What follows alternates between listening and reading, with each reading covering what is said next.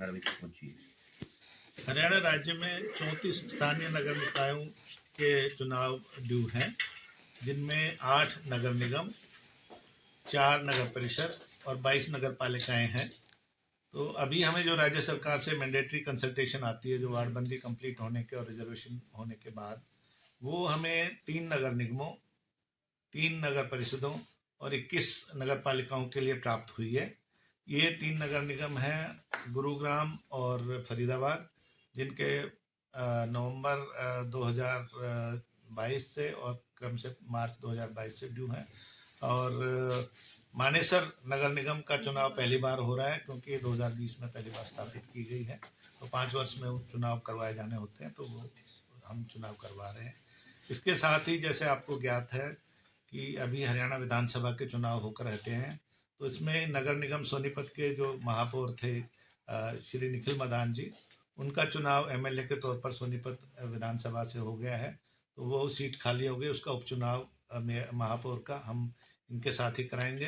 अम्बाला नगर निगम में भी श्रीमती शक्ति रानी शर्मा महापौर थी, उनका चुनाव भी एमएलए कालका के तौर पर हो गया, वो सीट खाली होने से उसका उपचुनाव भी नगर निगम महापौर का अम्बाला का वो इनके साथ करवाया जाएगा।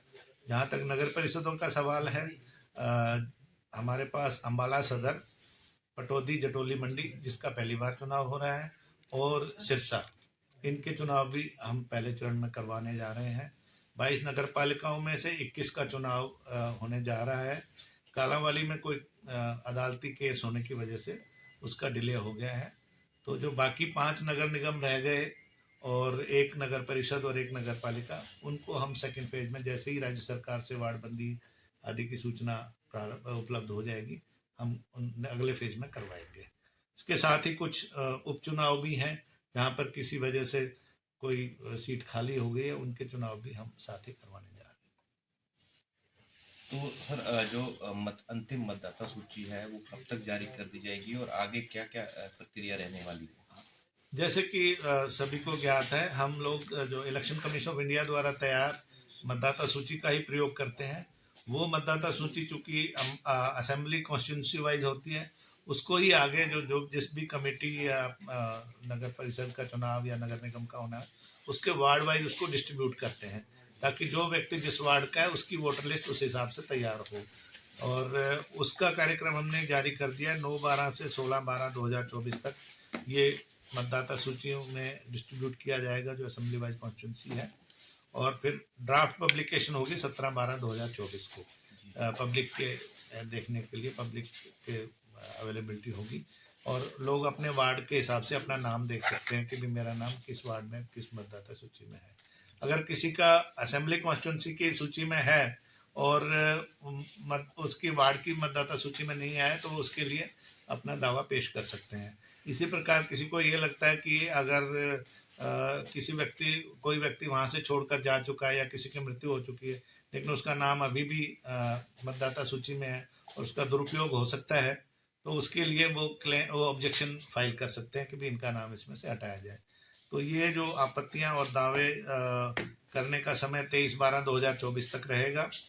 फिर रिवाइजिंग अथॉरिटी इसको 3 दिन में जो है इनका निपटान करेंगे, जो अमूमन एसडीएम होते हैं। और फिर जो 27/12 के बाद अगर किसी को फिर भी आपत्ति है, तो वो उपायुक्त को हम अपील कर सकते हैं।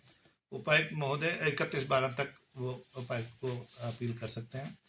उपायुक्त महोदय सभी जो है जितनी भी अपील आएंगी उनका 3/1/2025 तक निपटान करेंगे।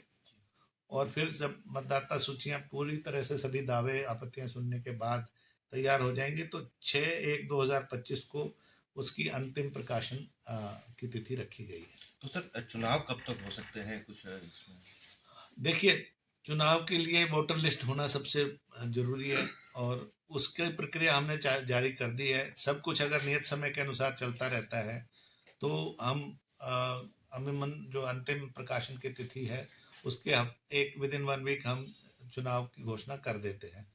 आमतौर पर ये सारे कार्यक्रम जो है मतदाता सूची तैयार करने का, इसमें 45 दिन लगते हैं, लेकिन चूंकि माननीय उच्च न्यायालय का आदेश था कि 2 महीने के अंदर ये कार्य हो, तो इस वजह से हमने इसको स्क्वीज किया है। और उम्मीद है कि ये हम 6 जनवरी को इसको प्रकाशित कर पाएंगे। सर, एक पंजाब और हरियाणा हाई कोर्ट के भी कोई आदेश निर्देश हाँ, आए हैं मैंने उसको जैसे लेके कुछ बताया कि 4 दिसंबर 2024 को माननीय उच्च न्यायालय ने ये आदेश दिए हैं कि जहाँ जहाँ भी स्थानीय नगर निकायों के चुनाव होने बाकी हैं उनको 2 महीने में करवाया जाए।